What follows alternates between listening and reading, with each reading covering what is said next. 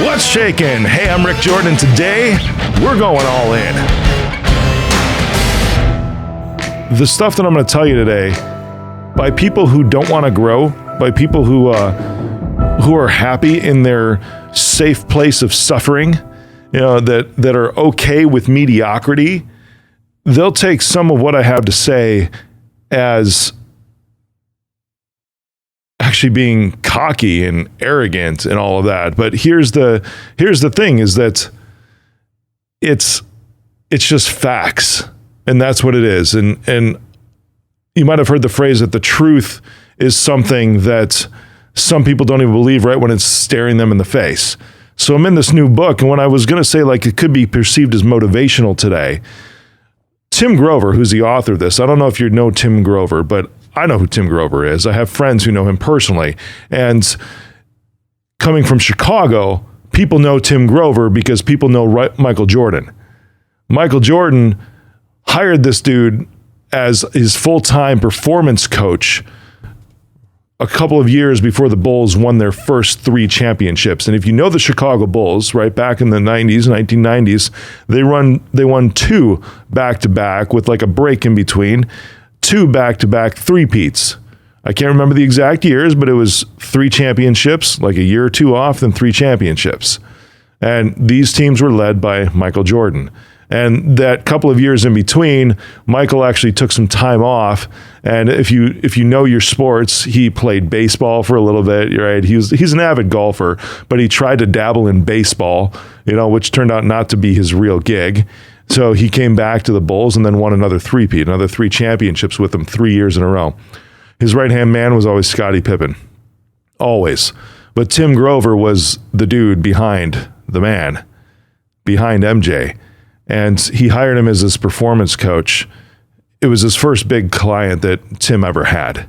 And it's pretty cool because as he's talking about this, so when I say that, this could be perceived as motivational, it's interesting because when he works with people, he says, I'm not here to motivate you. I'm not here to inspire you.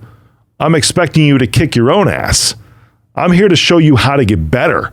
I'm not here to teach you how to get up out of bed and actually say, hey, I'm going to do this, or hey, I'm confident in this, or hey, I can go out. This is something that I can do. All the people that he chose to work with were people that had a level of self-confidence already, the people who already were dissatisfied, that would not accept losing. That's why the book is named Winning. That's exactly why the book is named Winning. He's like, when I work with you, I expect you to kick your own ass. I'm not there to kick your ass. I'm not there to motivate you.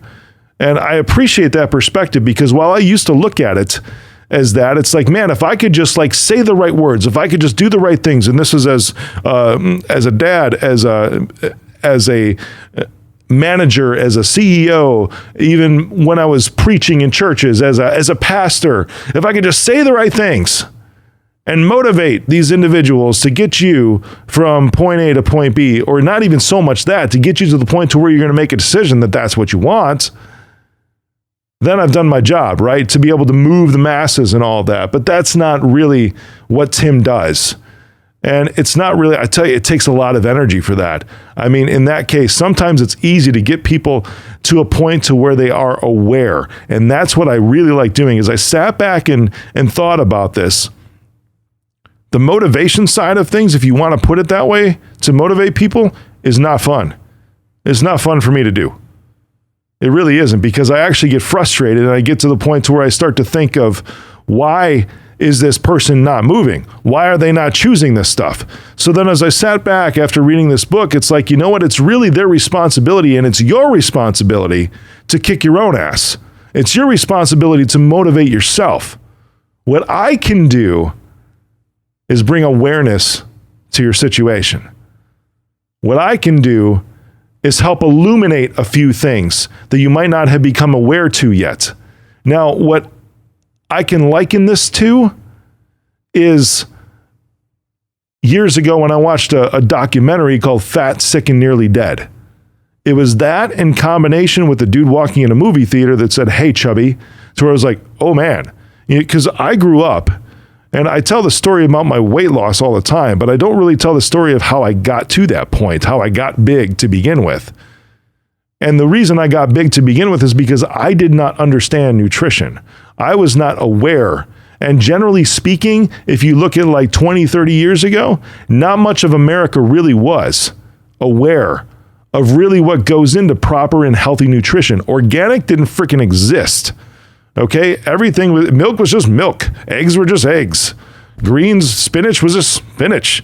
You know, now you got 18 kinds of spinach, which I like pretty much all of them. But in addition to those 18 kinds, you also have 18 kinds of organic spinach. Yeah, there's all these different things that just didn't exist back then, and there wasn't knowledge around how things actually really affect your body from a nutrition perspective.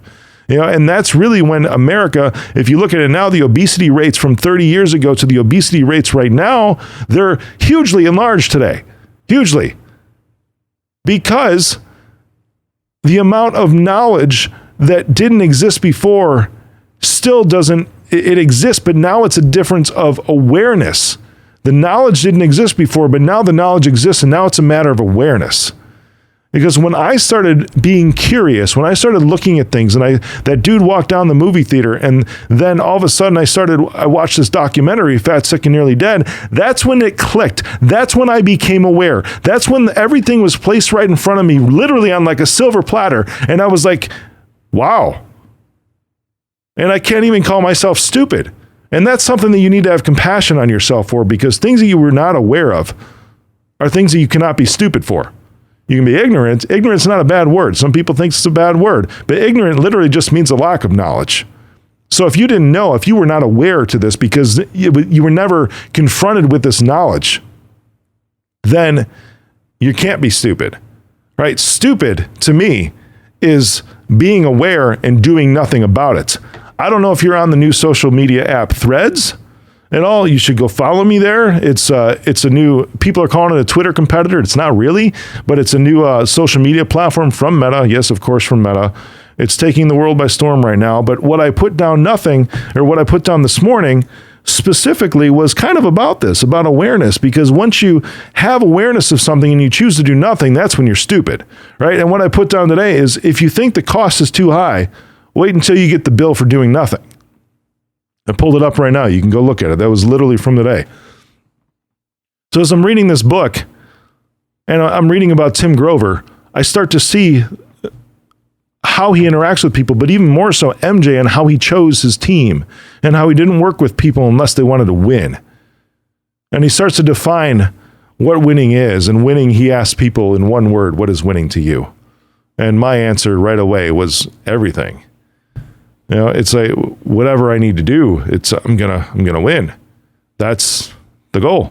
And then when I win, guess what? There's another game, and I'm gonna go win that one too.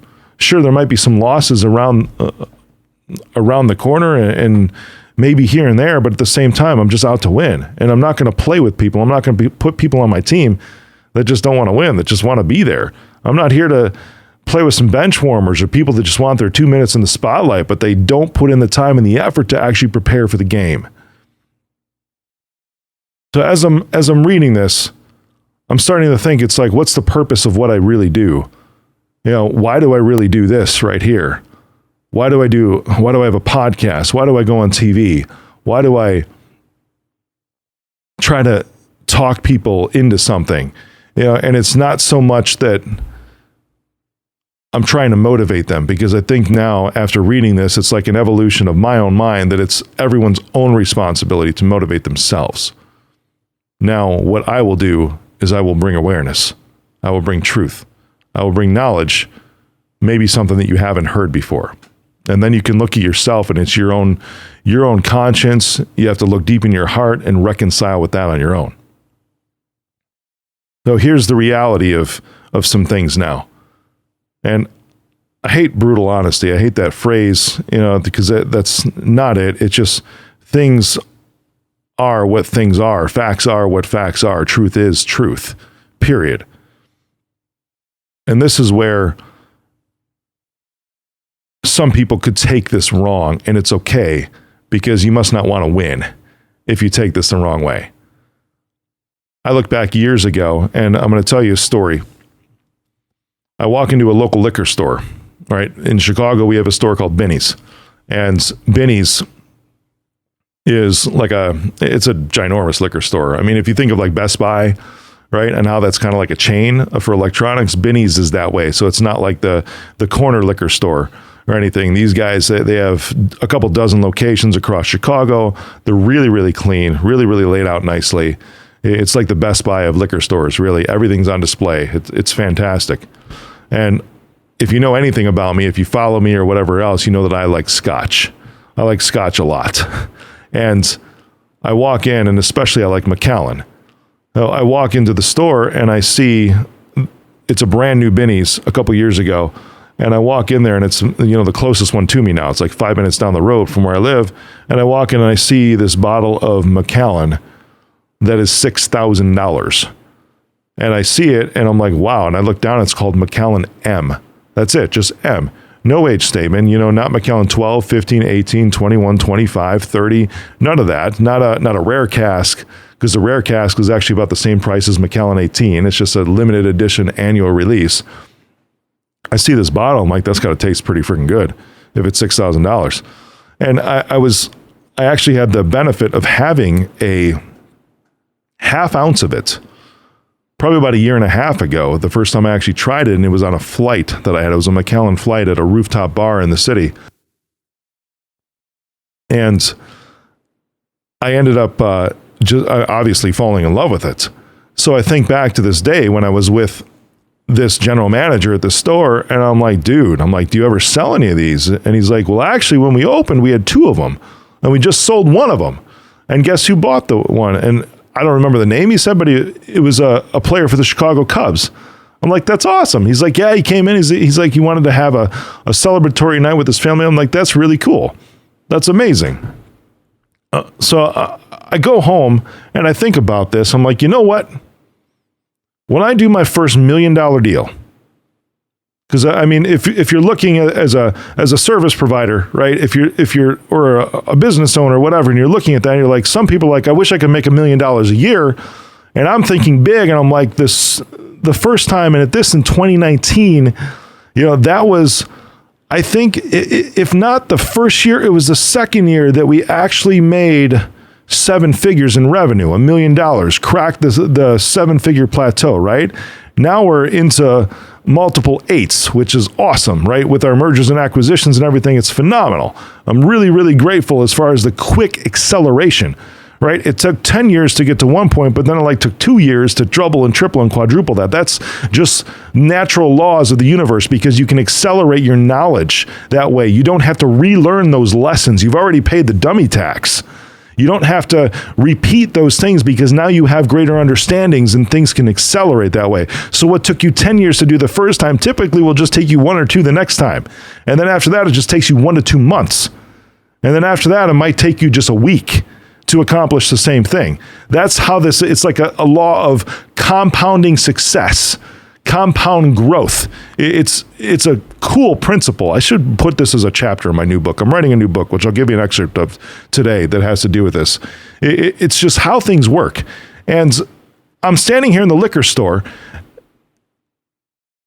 looking at this bottle, and then I go home and I'm thinking, shoot, we just made $1 million this year, a little over that, like 1.1 million, something like that, the year in revenue. And I'm thinking, the day I do $1 million in one sale, one single sale, not over a year, but one single sale, that's when I will buy a bottle of Macallan M. And that's the promise that I made to myself. So then here we are, right, 4 years later, and right here, holding in my hands is a bottle of Macallan M. And you can see that there's a little bit, just a tiny little bit that's out of this right here. Ryan, who's my VP of operations, and I just cracked this open today, because we just had a deal funded a couple days ago for exactly the promise that I made to myself 4 years ago. It's really freaking awesome. And as I went into the store to buy this, literally just this morning, I see the general manager there, and I'm like, I know you have this in your case. It's a different store, by the way. It's like the other direction. So it's 15 minutes down the road that way rather than 5 minutes down the road the other way, where I first saw this, because the 5-minute store didn't have it in stock anymore. This one did. This was another brand new store that just opened up like 3 months ago, and it's huge. It's freaking awesome. I mean, I can get lost in there, and I love all the huge selection. I walk in, I'm like, I know you have one of these, and I'm sure it's in your case. I didn't even walk over to look at it, right? I just asked the gentleman, I'm like, did you get that out for me? He's like, yeah, absolutely. Let's do them. I'm like, cool. I'm going to go look around for a little bit, see if there's anything else I might want, like regular stuff. And then I'll come back up and I'll buy this. So I walk back up. He's like, oh man. He's like, hey, are you celebrating or something like that? I'm like, I closed a deal, and I made a promise to myself that when I close a deal like this, that this is what's going to happen. And truth be told, I actually teed things up, and then Ryan hit the ball out of the park with this. Just absolutely incredible. And so it was a cool team effort. I mean, literally, it's like I'm going back to this book with Tim Grover. It was like Michael Jordan and Scottie Pippen. That's exactly how I looked at this. And it's like Michael maybe could have won without Scottie, but probably not 6 times, probably not 6 championships. Those two were the two, and that's a lot of ways on how I see Ryan, who's been working with me for years. I've known him even longer than almost 2 decades now. I mean, it's literally that way. I see it in that fashion. And as I answer his question, I'm like, big deal. I'm like, I'm telling him this. I'm like, I almost talked myself out of it. Yesterday, it's like, oh, I don't need to do that. There's no way I need to do that. 7 figures hit the bank account in one single day. One single fucking day. 7 figures hit the bank account. And like, I almost thought, it's like, I don't need to do that. But then I'm like, what are you talking about? So you made yourself a promise to this. And I've talked about, if you don't listen to my podcast, you need to subscribe, because I talked about what manifestation really is. Manifestation is nothing more than the outcome of the momentum that you've generated through consistent action. That's how simple it gets. So I'm thinking about this. I even talked to a coach of mine last night, and I'm like, why is it that I can't seem to like stop in the moment and celebrate these things? And she's like, well, there's nothing wrong with you with that. Because I was thinking there was something wrong with me, because some people go out and throw a huge party with stuff like this. I'm like, why is it that way? She's like, well, you should. But at the same time, don't think there's anything wrong with you for that, because it's kind of like, well, of course this happened because I put all of this effort in and exactly what I did. Well, duh. Yeah, this happened today. And it's like, when it happens, that's exactly how I feel. I'm like, you hit the nail on the head. She's like, it's like going into your new house, right? And you're looking around and people are like, oh, it's like, you have a new house. And you're like, duh, I know, because I built it. It's like, I realize it's like, I put the actions in. So this is like the natural outcome of it. So manifestation is not some woo-woo stuff.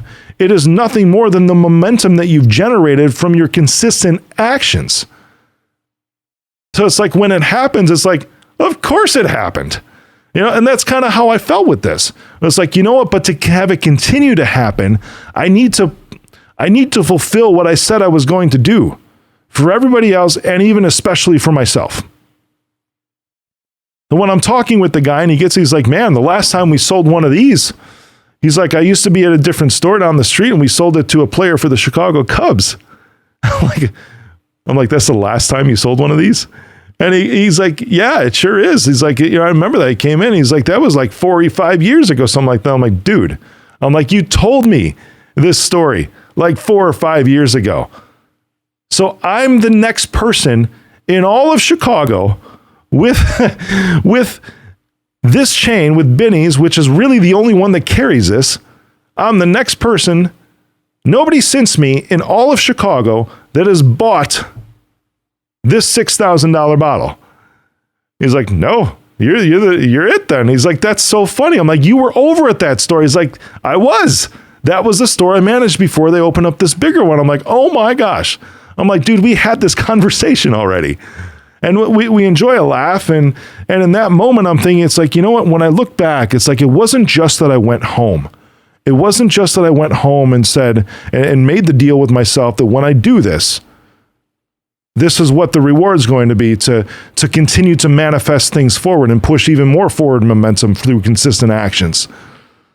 it wasn't just that. Like when he was talking about this, when I first saw this 4 years ago in the store, and he's telling me the story about the Cubs player, and he's saying, yeah, we just sold one of these. I had the thought in my head, wouldn't it be cool if I was like the next one that they sold one of these to? And here it is. I end up being that person. Guys, this isn't luck. I don't believe in luck. Luck is nothing more than time matching your preparation. That's all it is. When you are prepared for something and then opportunity comes, in that specific time, that matches your preparation. Because you got opportunities like this passing you by all day long, every day. Same thing that I just got, the same type of opportunity, and you could probably even fulfill those types of services right now with your competency level. There's nothing more except the fact that you're missing them because you're not prepared, and it has nothing to do with being prepared functionally, operationally. It's about being prepared up here in your mind. You start to think bigger. You start to do things and you start to go out that way, you'll start to see that things are happening. Now, I said that I'm writing a new book. I actually have it mostly done. And there's a part about action and thought that I want to read to you today. It's pretty incredible. It's pretty powerful because it's actually even about harnessing the power of visualization, right? And that's exactly what I did.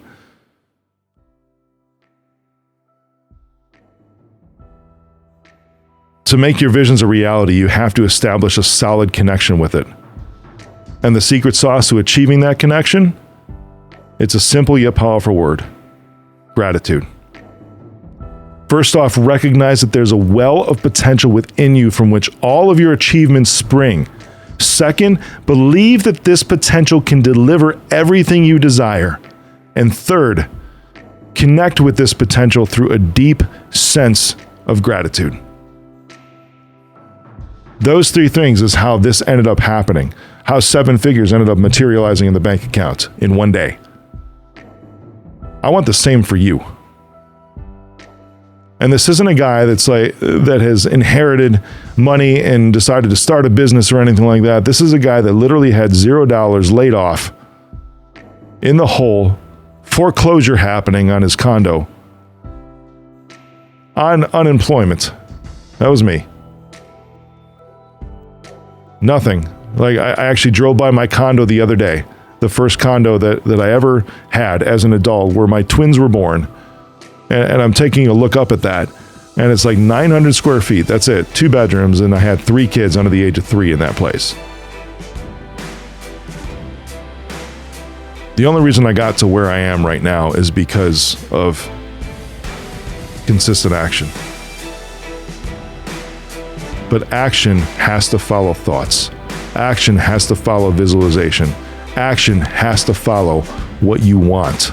So put it out there. What do you want? You have to think long and hard about that. What do you actually really want? When you figure that out, start to say it literally every single day. I gave you the steps. Number 1, recognize that there's a well of potential within you from which all your achievements spring. Number 2, believe that this potential can deliver everything you desire. And number 3, connect with this potential through a deep sense of gratitude.